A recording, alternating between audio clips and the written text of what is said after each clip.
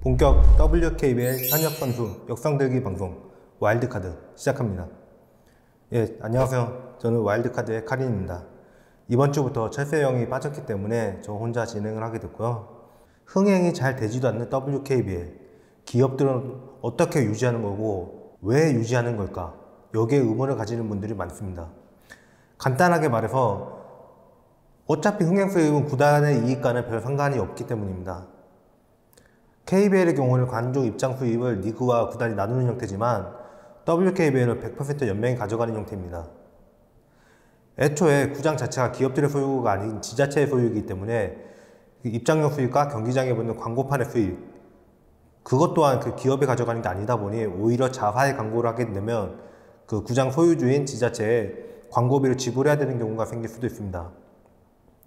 해외 리그의 경우 상당 부분의 수익이 경기장에서 판매되는 먹거리에서 나는데 구장이 본인들 것이 아니기 때문에 챙길 수 없는 수준이며, 대부분의 WKBL 경기장 안에 먹거리가 그나마 예전 도원체육관? 예전에 닭강정도 팔고 분식도 팔고 있을 때 그때 도원 빼면은 상당히 빈약합니다. 구단 입장에서도 어차피 해봐야 도움이 안 되거든요. 구장에 점포를 내면 그 구단이 그 점포에 대한 비용을 먹는 게 아닙니다. 애초에 흥행을 시킨다고 본인들이 수익을 가져갈 수 있는 구조가 아닌 거죠.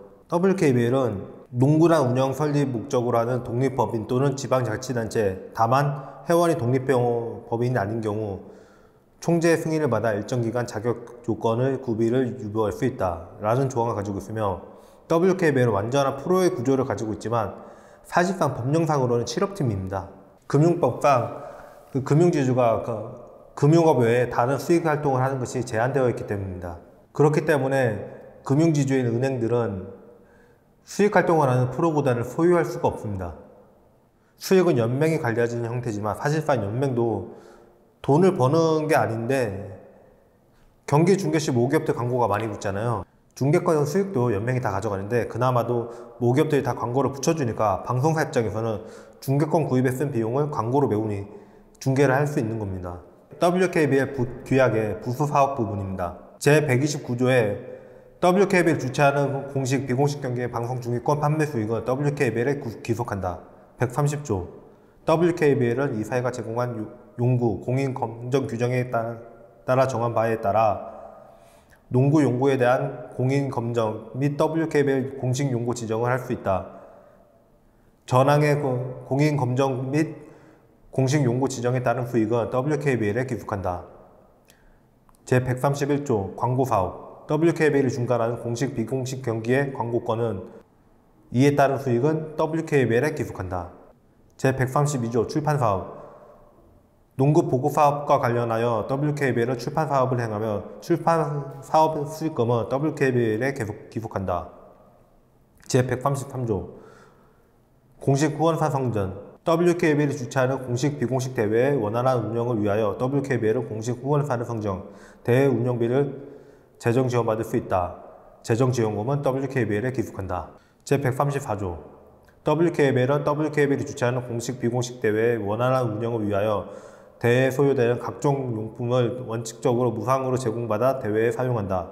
업체 선정에서 발생하는 재정 지원금은 WKBL에 귀속한다. 제135조 WKBL은 WKBL의 명칭, 엠블럼, 문장, 의장 등을 사용한 상품을 제조 판매할 수 있는 재산권을 갖는다. 수익은 이 사회가 정한 바에 따라 WKBL과 구단이 분배한다.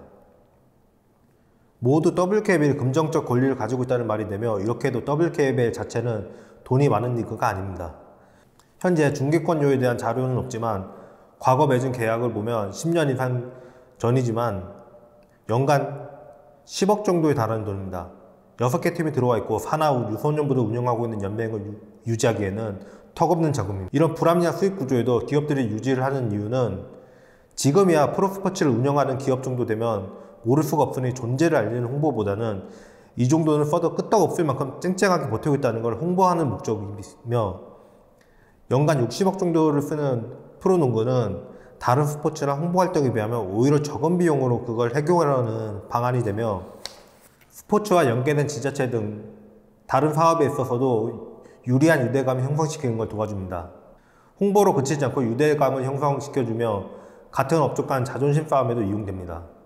옛날 현대 정주영 회장님이 좋은 선수만 모으면 데려오라고 지시하셨고, 그래서 지금 지도자나 행정가 등 연배가 있는 남녀 농구의 인사들을 보면 현대 출신이 상당수 있습니다. 연간 60억 정도를 지불하고 있지만 홍보비야 기업들이 매년 몇백억씩 나가는 거고, 그걸로 유대감도 만들 수 있다면 나쁘지 않은 거죠. 그리고 이 이야기 때문에 이 컨텐츠를 준비했는데, 금고은행이라고 아시나요? 지금 대부분의 광역지자체는 금고은행을 농협이 하고 있습니다. 신한은행의 경우 12조 원의 예산을 가진 인천광역시의 제1금고를 맡고 있습니다. 인천 신한은행 S버드의 연고지입니다. 지자체도 막대한 자금을 운영하는 곳인데, 이 자금을 당연히 현금 들고 다니면서 쓰지는 않습니다.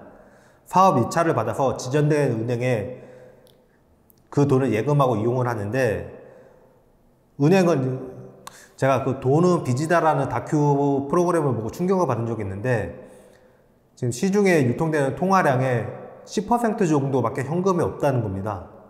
실물 현금 말씀드리는 겁니다. 어떤 사람이 100만 원을 예금을 했다고 치면 이 중에 90만 원 정도는 다른 데 빌려주는 데 씁니다. 그러면은 빌려준 사람의 그 90만 원 없어진 거냐? 그대로 통장에 남아있죠. 그 100만 원은 그대로 있고 새로운 90만 원이 생긴 겁니다. 이런 식으로 반복되기 때문에 현금을 바로 찾을 수 있는 돈은 10% 정도에 불과하고, 그래서 뱅크런이 생기면 어느 은행이든 다 도산을 할 수밖에 없다는 현실입니다. 이거는 처음 서양에서 화폐를 인정받았던 금을 다루는 금생공업자가 시작한 사업인데, 남이 맡긴 그 금을 빌려주고 그 수익금을 챙기면서 그 원 주인에게 대해서도 이익금을 나눠준다는 명목으로 동의를 얻는 겁니다. 은행에 예금을 하면 예금 인자가 붙죠. 그게 그것입니다. 여러분의 돈은 이미 다른 데 빌려지고 있다는 뜻입니다. 그렇기 때문에 은행은 통화량을 많이 보유하고 있는 것이 무조건 유리합니다. 인천광역시의 경우 프로스포츠 중 여자농구만 없었습니다. 모든 프로스포츠를 다 가지고 있지만, 지금은 아니죠. 지금은 남자농구가 대구로 떠났기 때문에 아니긴 한데, 당시만 해도 여자농구 말고는 프로스포츠를 다 가지고 있는 지자체였습니다. 전국에서 유일했죠. 그렇기 때문에 이 시금고의 인연으로 인천광역시에서 농구단을 데려오라고 했다는 겁니다. 마침 신한은행은 안산에서 연고지 체육관 문제가 있었기 때문에 반길 수밖에 없는 상황이었죠. 인천 시금고를 노리는 은행은 또 있습니다. 바로 하나은행인데요. 하나은행은 용인했던 연수원을 청라로 이전했습니다. 이제 이전한 지도 꽤 됐는데요. 인천 시금고는 신한은행이 맡고 있지만 시가 아닌 인천 서구의 구청식 금고은행은 하나은행이 맡고 있습니다. 하나은행의 연수원이자 하나원큐 농구단의 숙소인 청라 연수원이 있는 바로 그 지역이 인천 서구 관할입니다. 인천 서구 역시 조 단위의 돈을 가지고 예금하고 있는 걸로 알고 있습니다. 그리고 연고지는 지방에 있는데 그 서울을 고집하는 팀도 있죠. 우리은행입니다. 우리은행은 장이동에 숙소를 가지고 있는데요. 지금은 신한은행이 서울 시금고를 하고 있지만 그간 쭉 서울의 시금고를 예측하고 있던 곳은 우리은행이었습니다. 부산광역시의 금고은행은 말할 것도 없이 BNK고요. 경남 지역도 경남은행이 제2금고를 하고 있는데요. 그렇기 때문에 BNK는 경남 지역도 신경을 안 쓸 수가 없는 입장입니다.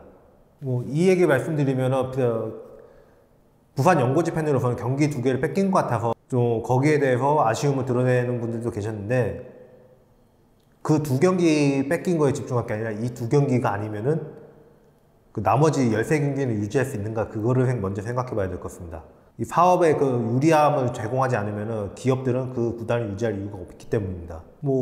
충청도의 경우는 대전 시티즌의 구단주인 하나은행이 대전 금고은행을 하고 있고, 세종시도 하고 있는 거 말고는 농구에서는 딱히 연관이 보이지는 않습니다. 지금 그런 것이고 앞으로 사업을 하는 데는 어떻게 작용을 할지 모르는 거죠. 자, 그러면은 이 시금고 금고은행을 유리하게 해주면서까지 왜 지자체들은 프로구단을 유치하려고 할까요?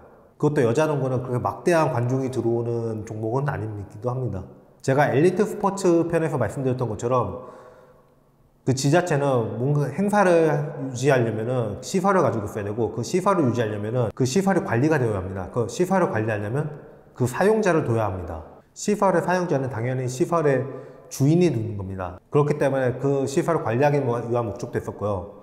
대표적인 경우가 오리온스가 지금은 없어졌지만 대구에서는 그 지자체 그 비협조로 운영하기 어려워했는데 마치 고양체육관이 개장하자 옮겨간 사례가 있고, 전주 KCC도 서수원 7번 체육관에 개장하자 옮겨가려고 했었으나 전주에서 잡았죠. 체육관을 짓는다는 명목으로 잡았고 지금 그 사업은 들어가 있죠.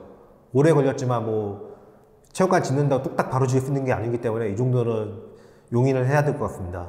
관리하기 위한 목적도 있고 전주에 같은 경우는 시설을 새로 지으면서까지 구단이 유치하려고 합니다. 물론 낙후된 경기장을 새로 짓고 그 새로운 경기장도 관리자를 둬야 되기 때문일 수도 있습니다. 그렇지만 그 프로 구단을 유치한 것 자체가 지역민들에게 여가활동, 문화활동을 제공했다는 업적이 될 수가 있습니다. 전주 KCC도 원래 대전 현대였던 팀을 지자체 간 싸움으로 끌고 온 팀입니다. 그것 때문에 전라북도하고 대전이 사이가 안 좋아졌다고 당시 도지사님이 말씀하시더라고요. 뭐 수도권에 계신 분들이, 대도시에 계신 분들이야 이런 게 꼭 필요한지를 모르겠지만 제가 창원에 갔을 때 느낀 것만 해도 상당히 많은 분들이 문화활동에 목말라 하고 계시고, 예전에 수원에 박신자컵이 열렸을 때도 그 지역민 분들이 그 경기가 개최되는 걸 알고 오셔서는 이런 경기는 어떻게 찾아보고 오는 건지 물어보는 분들도 많았습니다. 유치만 된다면 보고자 하는 분들은 많이 계시다는 겁니다. 그런 지역민들에게 값싼 가격에 문화활동을 제공할 수 있다는 것, 이것도 지자체로서는 꼭 해야 되는 일입니다. 그렇기 때문에 유치하려고 하는 거고, 어차피 관리비는 써야 되는 입장에서 그 지역민들 입장을 보면 적게는 수백 명에서 많게는 수천 명이 그 숙식이라든지 교통비라든지 이런 비용을 지불하고 나가는 겁니다. 다소나마 지역 경제에 도움이 됩니다. 제가 중고 스포츠 중계를 많이 다녔었는데 그때 느꼈던 게 보통 지역에서 대회가 많이 열립니다. 수도권은 잘 개최가 되지 않고 강원도나 그 경상도 상주 지역이라든지 뭐 해남이라든지 단양 이런 데서 많이 열리는데, 그런 지역들이 시설을 공유하면서까지 왜 그런 대회를 유치하려고 하냐, 저 바로 느꼈습니다. 할 게 없으니까 하룻밤새 술 사러 편의점 4번 갔거든요. 나가보면은 오랜만에 만나 그 체육인들 모여서 해포를 불고 있습니다. 이때 팔리는 게 무시 못할 겁니다. 스포츠 대회 하나 이렇게 개최하면은 몇백 명은 들어와 있습니다. 몇백 명이 한 끼씩만 먹고 가도 그게 얼마겠어요. 이런 배경이 있는 겁니다. 그렇게 지자체는 프로스포츠를 유치하려고 하고 금융권들을 사업을 하기 위해 지자체와 친한 관계를 유지해야 되고, 그런 유대감을 쌓는데 구단 사업이 도움이 되기 때문입니다. 연간 60억을 그냥 버리는 것이 아닙니다. 금고은행을 하게 되면 조 단위의 돈을 굴립니다. 거기에 비하면 60억? 그 정도는 써야죠. 그 정도 부자는 그 정도는 써야지 남는 겁니다. 그게 구단들이 팀을 유지할 수 있는 이유입니다. 이런 시금고 때문에 연고지를 이전한 것이 아니냐는 의심을 받고 있는 팀이 있습니다. 바로 우리은행인데요. 우리은행은 춘천은 쭉 연고지로 써왔으나 갑작스럽게 아산으로 이전했는데, 이에 대해서 우리은행 측에서는 아니라고 하지만 모두들 금고은행 선정 사업에 탈락한 것이 이유가 아닌가 하고 있습니다. 우리은행 측 주장입니다. 시금고 탈락이 14년이고 연고지 이전이 15년인데 왜 1년 후에 옮겼겠느냐. 이거는 1년 동안 이전 작업을 했다고 보면 맞는 거죠. 연고지를 옮기는 게 간단한 사업은 아니니까요. 그리고 마침 아산시와 접촉이 있었고요. 그리고 선수단 운영과 훈련 환경 때문이라고 하는데, 솔직히 훈련은 장인동 숙소에서 합니다. 훈련 환경 때문에 이전한다는 건 솔직히 설득력이 없습니다. 그리고 선수단 운영, 선수단 운영이 그 연고지에 영향을 미치는 거는 이동 거리 정도인데, 서울 장이동에서 아산이 춘천보다 가깝나요?